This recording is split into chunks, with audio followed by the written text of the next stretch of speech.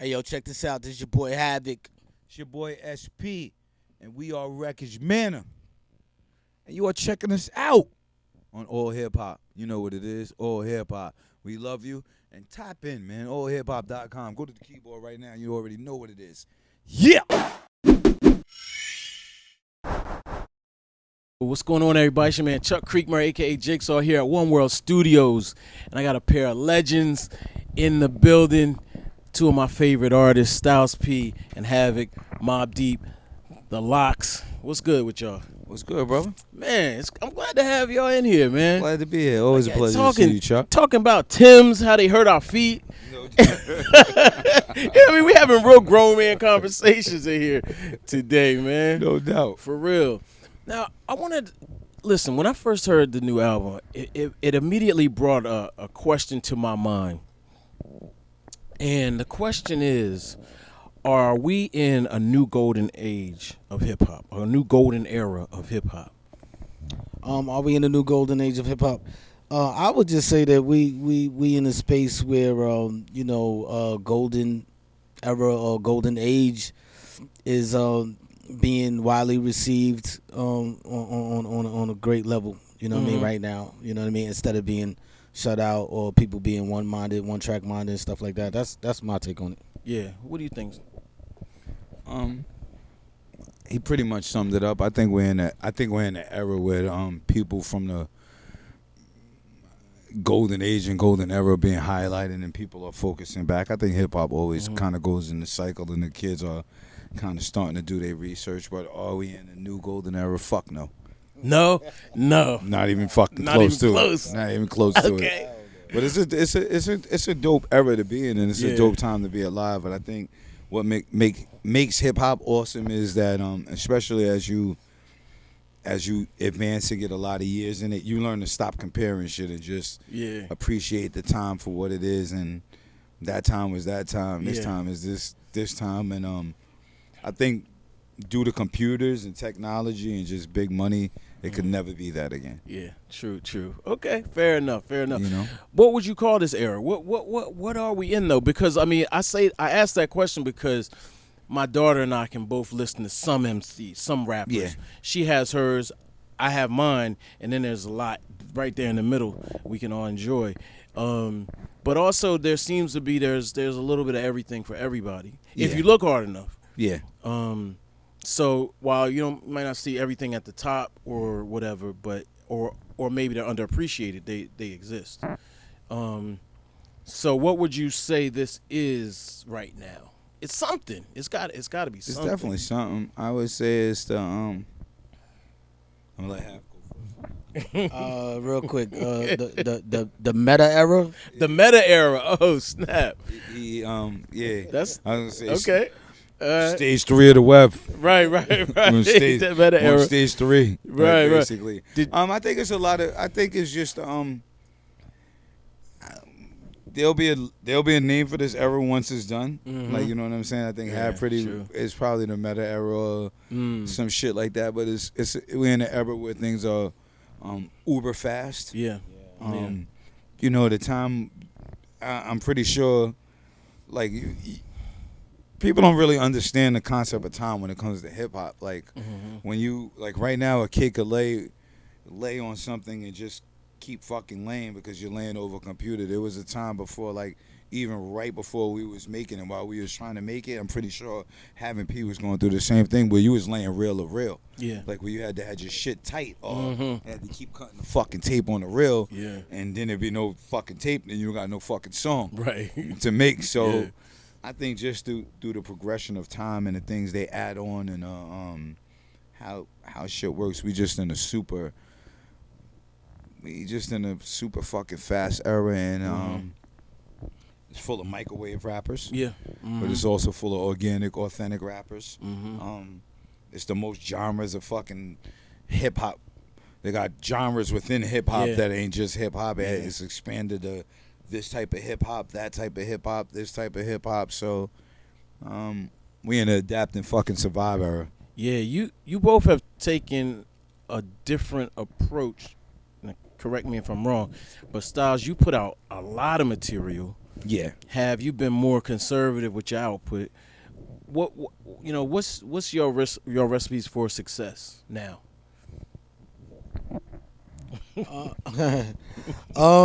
I would say that the avenue that Styles P has gone down, has traveled down, and that's releasing a lot of content. You know what I Yeah. mean? Because we living in the era where people's attention span is very short, and you could be forgotten very easily. So you kind of got to stay in people's faces. Yeah, yeah.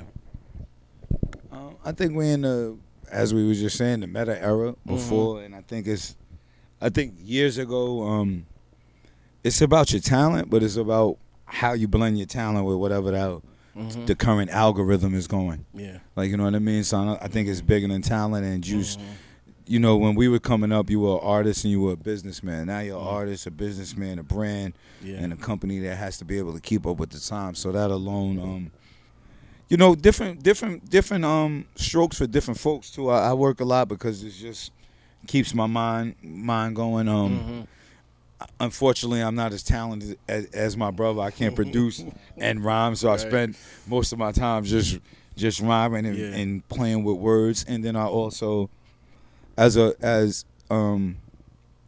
businessman, you have to understand that most successful people know how to cross market and cross promote with their other businesses and use certain things as a stepping stone and then get to other places. So I think hip hop is great for that. So you just have to always kind of stay busy if you're trying to do other shit too. Yeah.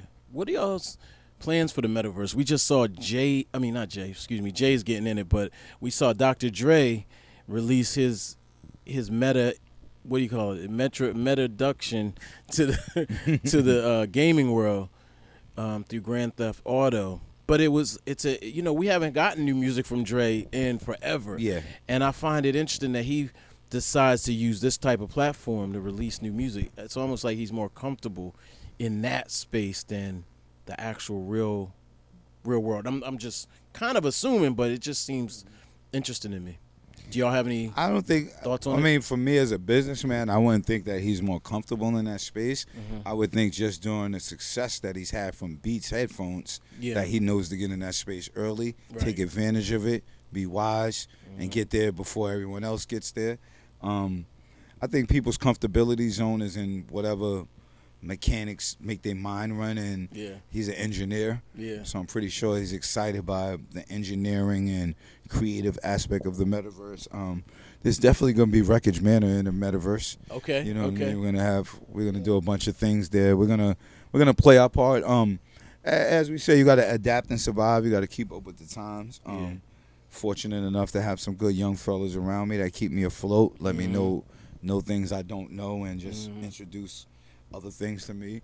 You blend the old world with the new world and live in the present world. Right. And just keep pushing. So I've heard a couple of rumors about what y'all got next. Why don't y'all give us a little exclusive on what's next with we definitely have a Wreckage Manner film. Okay. We're looking to get a Wreckage Manner series. So Okay. We're also looking to have some Wreckage Manner NFTs. Okay. We're also looking to get a Wreckage Manner studio in the metaverse, and Nice. we're looking to do a lot of things as Wreckage Manner. We're both businessmen. We like the brand.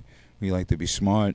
He's not just a great producer and MC. He's also a very artsy guy. Yeah. So we're gonna take advantage of that. Right. And we're gonna be wise men and just keep it pushing. All right. So I got a couple more questions now. So the movie, what's it gonna be like? Do you know? Is it It's gonna be short. short film? It's gonna be short. It's gonna be a mixture of music and some film, but just a light introduction of what we bring to the table, and just we didn't want to just come out typical like this is Havoc, man. Yeah. And this is myself, so we wanted to make it a little more special than this, than just the typical release. So we wanted to add some and bring something different to the table. So Definitely. you got it. So I gotta ask, and I'm sure you probably already been asked this, but does this give you any resemblance to the vibes of Mobb Deep, like the creative process? Is there any similarities here? Definitely. You know what I mean? This project right here, when I would send Styles some tracks, he would send them right back, and you know, I wouldn't give it no clear direction, but he would give the track direction. You know what I mean? And that's something that, you know, working as Mobb Deep, something that I was used to and familiar with, you know, dealing with a lyricist like Prodigy. Yeah. You know what I mean? You could just throw something at him and he's just going to shape and mold it. So, you know, in that sense, yeah, it was definitely similarities. Yeah. So you guys are you guys are going to continue on as a group now. Is this, I mean, you know, it's set in stone now, you know what I mean? Yeah. I mean, you know what I mean? You know, anything goes. It's like we about to hit the ground running with it, you know what I mean? And like Styles said, you know, earlier today we was chopping it up that you never know, you might see new additions to the group. Like, you know what I'm saying? Right. Like, you know, 1 or 2 more members, you know what I mean? And just make it crazy. I'll let him elaborate on it. Yeah, let's talk about it. The name says a lot. Well, the name that's a synonym for Havoc. Wreckage Manner is a synonym for Styles. A lot of people think of Manor like house, Right. but no, we do have the big Manor behind us because we're gonna get a Manor off of Wreckage Manner. That's for fucking sure. Okay. And I think hip hop, especially when you have love and respect and that competitive energy and admiration for your peer, it's something easy to do. We've been in this game for a while. Our name is our name. Our character is our character. Yeah. You already know what you're dealing with, and I feel other people that we definitely could work with. Maybe not a whole project, but definitely get on a project, and definitely Havoc work with other people as Wreckage Man and me work with them. He bring it to the table, I bring it to the table, and just because as businessmen, we don't have to be stuck in a box. Yeah. We are both full circles. We are both full degrees. So why we would just put ourselves in a box and just kind of be stuck in one place and be like, that's where we're gonna be? And no, I think we're pretty dope. And as far as hip hop, I think we got a lot to bring to the table and offer. Absolutely. I think the catalog speaks for itself on behalf of both of us. And I mean, we here today doing this with you, so shows we did something dope. No, I mean, you both operate at a high level, and that's the one thing I appreciate. You know, your consistency is, you know, I think I told you this before. You, Jim Jones, it's only a few operating in that lyrical consistency that it never stopped. You know what I mean? Like, it just continued on. So I gotta salute. And then seeing you, I mean, you really are like the architect of a lot of stuff right now that really may not give you the credit you deserve. How do you feel about that? Like, do you feel appreciated? Or you could answer it if you want to. No, he's not appreciated. Yeah. He have is humble and modest. Right. I'm gonna say he is the architect of the. I feel he's, you know, there's been a lot of producer MCs, but I think he's the prototype of the elite producer MC during the golden era when it really counted. Right. And displayed his ability on both sides of the fence with the greatest. Yeah. With the great with the upper echelon, the cream of the crop. Like you can say you did shit. Right. And not only that, he's done shit that was meaningful for the bottom too at the same time. Right. So that's something, you know, I think he's the prototype for your Kanye's, your J. Cole's, your I call it ambidextrous artist. Yeah. Who able to work both sides of the field. I feel he was the real prototype in the golden era that set the tone for that. And even the Griselda movement, you know, and this is not a negative thing. This is just like, to me, their sound, at least early, was very like Mobb Deep, like, you know what I'm saying, like super dark. Yeah, I think they embody the whole. I think they embody a bit of New York, the whole New York and what it stands for. Period. Like Locks, Woo, Mobb, and Highly themselves. I think they just blend it all in well. Is why people really embrace them and have love for them. How competitive were y'all back in the day?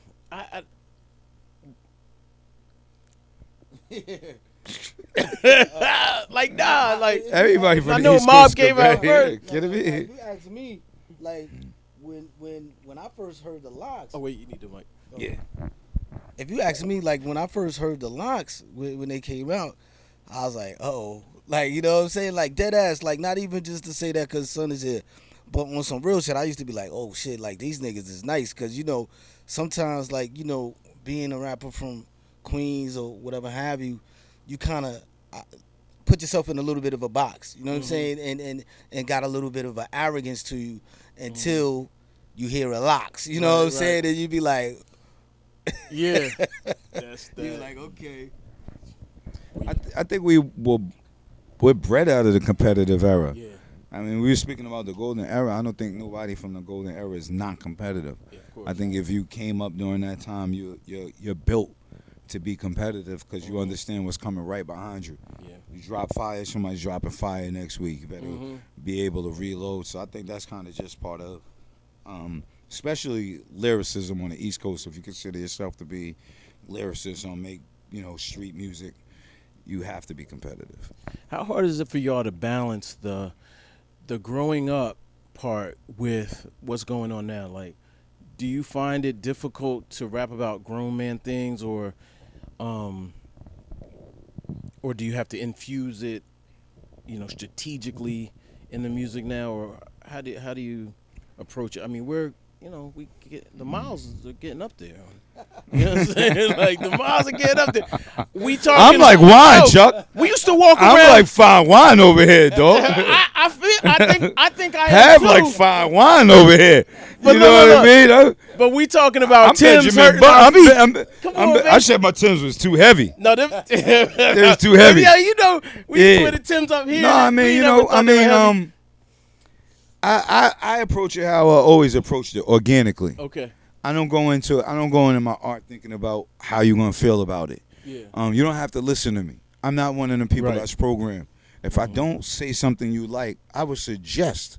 I would be the first one to suggest. You don't fuck with that? Don't listen to it. Yeah. I'm not an egotistical maniac like that, and I'm also not gonna put myself in a box because, as an artist, sometimes, and it's a fine line you have to walk, but you have to be comfortable with walking that fine line because no matter what you do, somebody's gonna be uncomfortable anyway and judgmental anyway. So I can't live my life by that. Like, so some days I may have said some crazy shit. And that stopped me from doing some crazy shit. Right. And then some days I may say some crazy shit, and I may view the world as, organically Jews that's going to come out anyway. Because as you grow and you mature and you're making good music, like even with this album, it wasn't like I sat there and be like, oh, I'm going to drop this jewel right here. Right. Or I'm going to say this shit, then drop this jewel right here. It just kind of it kind of goes that way. But I think especially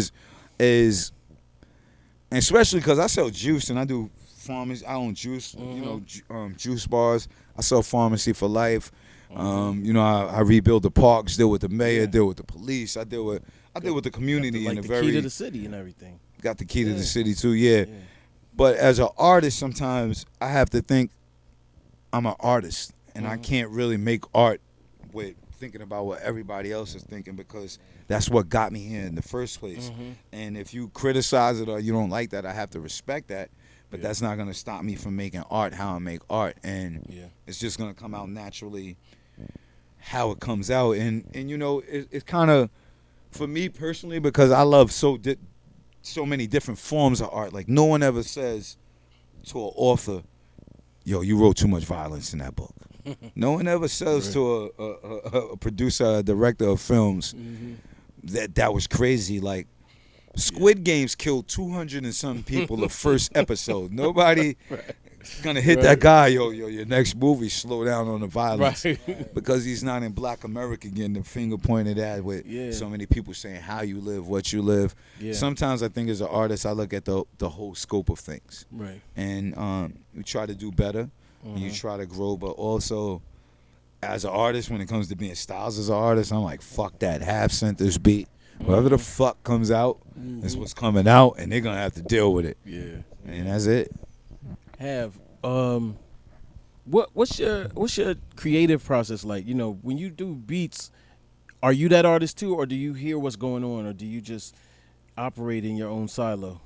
Yeah. I operate in my own silo. Like, you know what I mean? I really try to tune out, what might be current, or, what might be the past, or, you know what I mean? I try to create in the moment, you know what I'm saying? And create whatever just comes out of me at that present time. Like, at that time of moment, I don't go in saying, like, yo, I'm going to make this, you know what I mean?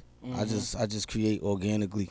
How hard was it for you to get to this point, with losing Prodigy and um, I would imagine reestablishing your life in a lot of ways. Yeah, definitely. I mean, it was tough, man. It wasn't easy. You know what I mean? I still got a lot of creativity left in me, but I found myself in a place where I was like kind of like scared to pull the trigger, like, you know what I mean? But at some point, you just gotta move forward. Yeah. You know what I mean? And like I said, to answer your question, it wasn't easy. You know what I'm saying, to get to this part. But now that I'm at this point, I feel happy where I'm at right now, and it just gave me that little bit of a extra push that I need to move forward sometimes. You sound good lyrically too. You know what I mean? Like, thank you. Yeah, This definitely. motherfucker want to make a comeback Right. with me and throw his golden gloves on Yeah. and go crazy. Definitely. I want to talk about the verses, man. We have the verses as the Locks Dipset verses specifically as probably the number one moment this year, like for real. Yeah, I can't think of another moment this year that embodied everything we love about the game, about hip hop. What was that for you, like from a legacy point of view? Like, we're gonna be talking about this. I really didn't expect it to go this. I mean, to turn out that way. I mean, so it's fucking great, to be honest. If like I said before, when you stay on a hamster wheel and you just get up and do what you do no matter what, Right. whether it rains, sleet, snows, up, down, good day, bad day. This is what the fuck I do. This is how we do it. We always put 110 if we're gonna say we're gonna do it, whether it's a show, verse, studio. That's what we built. Right. That's how we built. The beautiful part, I would say, more so than for ourselves, because for me personally, I look at it like this. I really try to stay unprogrammed as a motherfucker. Like the work I put into that point got me to that point. So I can't let people think what defines me define me. I'm grateful. I'm thankful. Right. But once you get big headed and you let things take you a certain place, and I thought I was the shit. I thought I was the shit on You'll See. On what? You'll See with Big when we did that. You couldn't have told me I wasn't the shit that day. Right. You understand what I'm saying? Yeah. So, but I think what I do really appreciate and what was beautiful and what's the legacy part is the people know that we craftsmen and understand what the craft does for you if you fucking stick to it. And that was a beautiful thing to see, because I'm used to certain youth and a certain type of youth coming up to me in the street, and it's always exciting for somebody that young to fuck with your music and know it. And I've always been appreciative of that, and the younger generation always seem to appreciate and fuck with us. I've always been appreciative of that, but it was starting to be fans that was like, not even just fans of us, but like, yo, I got to learn my rhymes. I want to start working on the show. Yeah. I want to know my shit. Yo, OG, what you be eating? What you be like? So that shit was pretty super dope, because I think groups like Mobb Deep, The Locks, Wu, soloists like Nas, Hove, Big, all of us have tried to keep the tradition of what this thing means to us for a very long time, and to see it transfer to the youth, and especially in this fucking bubblegum automatic speed dial time, you know what I mean? Yeah. That was pretty fucking awesome. But I say to the young artists though, the people make you, but you make the people make you. Right. Like, you know what I'm saying? And don't get too big headed, stay humble, and just keep fucking working. Like, you know what I mean? Just stay on that hamster wheel though. Yeah. Like, you know what I mean? And don't take it for granted. Hip hop's a beautiful thing. I have so many great moments, so that's another one. I mean, it added to it. Yeah. Thank God. Like, you know what I mean? Yeah. Yeah. You Jadakiss stood out that night for y'all. It was a group effort, no question. Yeah, he was the MVP of the night. Yeah, he was the MVP. We actually gave him. He was in Delaware, which is where I'm from originally. We gave him a big cup. We kind of just felt like he was electrifying in his own right. Yeah. But you guys, we never ever get a glimpse of jealousy or. Nah, because it's teamwork. It's the teamwork that gets you there. Yeah. It was my job to amp him up. Yeah. They was amped up. Luch turned on. He want to go as soon as I go. Yeah. Like I mean, I didn't even do none of my solo catalog on Right. Versus. Yeah. Practically nothing. So, and he was there before. So if he was there before, and we could get him 2 rings, why you want to get a ring when you could get your man 2 rings that night? Like, it's okay. It's your night. Let's go for it. Yeah. Like, you know what I'm saying? If it was my night, he would have did the same thing. Right. It's all of our night, but you want a quarterback, you want to run the point, Yeah. and you got it. You don't stop the flow. Right. You don't stop the flow, because ego shouldn't be part of the legacy at the end of the day. Right. Like, it's all what gets you there, how you do it. And when you're in the group, you understand the mechanics of the group. So you can't really worry about what the outside world see and think, because you know what's happening, they know what's happening, and that's all that's really supposed to happen. Yeah, that's dope. Special bond. I know you've probably been asked this. Do you think it's a possibility for a versus for Mobb Deep? Is that a possibility? I leave that to the versus gods. Yeah. You know what I'm saying? I would like to do one. I definitely would love to do one, but excuse me. Word. Let's you know do what I'm it. saying? Like, for real. We could do something special. You know what I mean? Okay. So shit. The versus gods. If y'all listening, y'all watching. Let's do a Swiss. Y'all Tim. make that shit. Make Let's that do it. happen. The hologram Prodigy. Okay, we could do it in the metaverse. There you go. The Metaverse first metaverse. Yeah, we just gave him a versus, you golden feel me? idea. There you go. Okay, no doubt. All right, we gonna make. Well, I ain't gonna make nothing happen, but I'm Putting energy out there Yeah, is put the making energy something out there. happen, dog. Yeah, That's part of it. Yeah, definitely. Energy is a big part of everything happening. So I heard you with one of my favorites right now, RJ Payne. Yeah, RJ Payne's dope. But like, who are y'all feel like? There's like some really dope artists out there. He's one of them. Yeah, but there's RJ others like Payne. Ransom. Yeah, Ransom is nice. Yeah, Ransom been dope. Yeah, but he been ill. Yeah. He's an absolute fucking assassin. Yeah. He deserves his flowers, and anybody who's doing a big project, you need a Barsmith. Ransom is definitely a fucking Barsmith. Facts. Great fucking dude too. That's my guy. Who else y'all feeling? Who else you feeling? Sharpshooter. Who, me? Oh man, man. Baby boy East is a sharpshooter. There you go. Zelda's going hard. Ransom's going hard. Fucking Wreckage Manner is going hard. I know. Straight up. Let's talk about it. I know y'all going hard. Y'all definitely. Wreckage Manner go hard. Absolutely. Shout out to Russ on his new album. Russ. Wait. Shout out Let's to talk Burn about on his Russ new though. album. Let's talk about Russ. He just though. put out Chomp. All right, Russ. Chomp 2, right? Chomp 2 was nice. So look, we gotta definitely get Russ at All Hip Hop since he wants to bring all the legends to the yard on his albums. I said, he wants our attention now. You know what I mean? So I'm not mad at Russ for that, but I think he really wants respect from the community. Am I wrong? I mean, he should. Far as like, I don't know what he wants as far as what he wants. I know as far as MCs, he gets his respect because he can rhyme. He can rhyme. He can spit. Like, that's where the buck starts. All that, like, what you doing, what you say online, and doing all of that. That I think within the MC world, I mean, it does put pluses and minuses on how people view you if you give a fuck about it. But I think as far as when it comes to the elite, it's can you do what you say you do. Right. And I think that he's proven that. His name wouldn't mean anything, and for him to be able to call that many people that could rhyme and rhyme alongside of him, right, I think kind of proves his point. So I don't think, I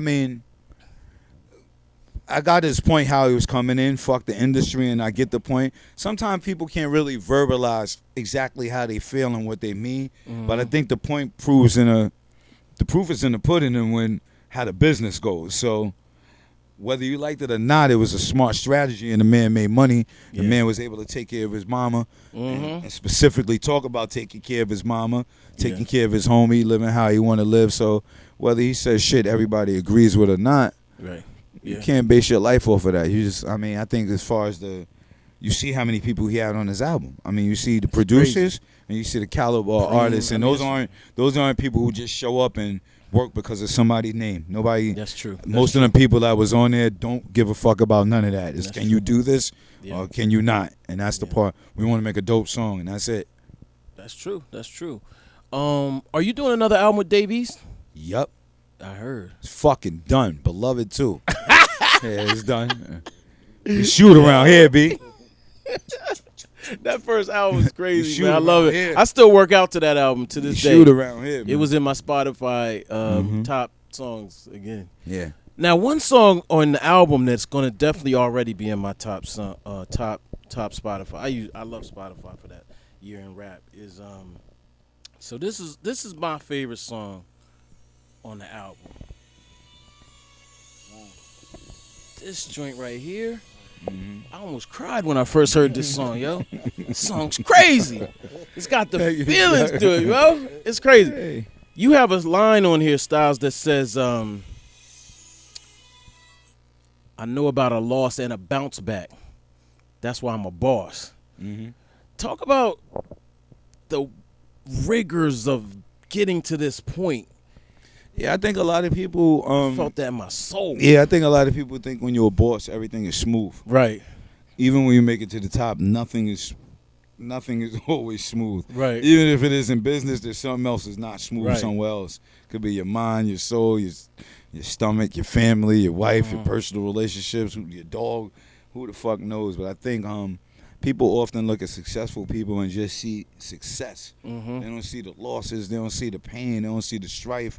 All you know is a person made it. Yeah. And they're shining and they're looking good. But you don't know that person knows about loss, which I was talking about earlier. And when you lose and when you sitting there and you say, all right, at some point I know I got to get back on it. Yeah. And I know how I'm built. And I know I'm a winner and I know I could do it. So Yeah. that I think is what makes a person a real boss. The person who when you tried in the fire, you know what I'm saying? And that's when you know who you are. Like you could wake up and say, okay, if these motherfuckers put me back at square one, it ain't the shit that made me. It's me who made me. It's me who makes this shit. Yeah. Like you know what I mean? So I think knowing about a loss and that just comes with business, loved ones, life, time, point of views, friendships. Loss is inevitable, and it's how you bounce back from the losses, which makes you who you are. Yeah. Health has been a reoccurring thing in both of y'all, and me too, by the way. Yeah. I seen Havoc on a bicycle, biking doubt. and all that. I was like, yo, Yeah. I would have never imagined to see this. What are y'all doing these days to maximize your health? And we see so many artists passing away. I talked to Curtis Blow today, and he's got a hip hop union coming. Yeah. Where he wants to help unionize hip hop and bring benefits and things to the table. But what do y'all do? And this is something we may not have thought about back in the day. You know, how to be here for the long haul. I sell juice. I know. Right. Yeah, I sell fruits. You're an obvious one. Yeah. No, I think what we all should do nowadays is just monitor what we're putting on the inside of our body as much as what we're putting on the outside of our body. Look at your guts like they're very important. Start Googling the shit you eating, how it could affect you. Look at how it affects your family members. Yeah. I think it's just I think hip hop is taking a turn. You know what I mean? We've lost a lot of great people. So it's our jobs to just start implementing, taking care of ourselves. You see a lot of people are starting to implement it, and a lot of communities are picking up on trying to do something better. Just try to be better, man. I think it really, we start shooting very high for a very, very high mark. It's really about try to figure out how you could just feel better. Yeah. Like, what can I do to make myself feel better? Because when you're dealing with them losses and them dark times and them fucked up times and just things aren't really going great, at least if you're in good health, you get to deal with it in a little better, in a bit of a better space. You take a little bit more time to think about things. You take negative shit with a stride a little more. You understand that it's just part of the balance or whatever's going on. But when you kind of unhealthy, it just kind of piles on, and the negative just becomes more negative. Yeah. So just try to balance the shit out. Stay cool. Take care of yourself, your significant other, your loved ones, your homies, your community, and have good energy too. It ain't always. I think a lot of people think good health is about just what you're putting in your body. It's kind of how you talking to people, how people are talking to you, how you're treating people, how people are treating you, how you're treating yourself. Yeah. And those are very important things too. Yeah, I have an aunt that's 99, and Most Wow, most God bless. positive woman ever. Energy. She's not on any medicine. Nothing. Just 99. Living. Blessing. Yeah. Lived. She just went into a adult facility, but she lived by herself up until this year. So yeah. Amazing. Yeah, definitely. So what's next for you guys? Like, what's on the horizon? I mean, Wreckage Manner 2, short film coming. yeah. We're looking to do some more projects. I'm gonna hound him to get that next Mobb Deep album done. Yeah, the vaults. The vaults. Are the vaults opening up? Yeah. Are we gonna open the vaults? Okay. And So the let me- people I wanna- of the I wanna- world. Hold on. Even more importantly than that, I think whoever's watching from Hollywood, big wigs definitely needs to reach out to Havoc, and we need that Mobb Deep film. I think that's Yeah. even more important than the next My album. man Trey Chaney hit me up. He wants to do the film. I know that there's a lot that goes into that, but he put it out there recently. You want to make that happen? I mean, absolutely. Yeah. Absolutely, Mobb Deep.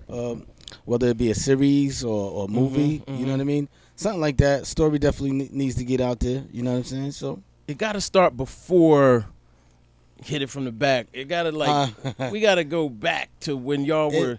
Nah, we gonna start it from before even me and Prodigy met. Like, Okay. you know what I'm saying? Leading up to when we met.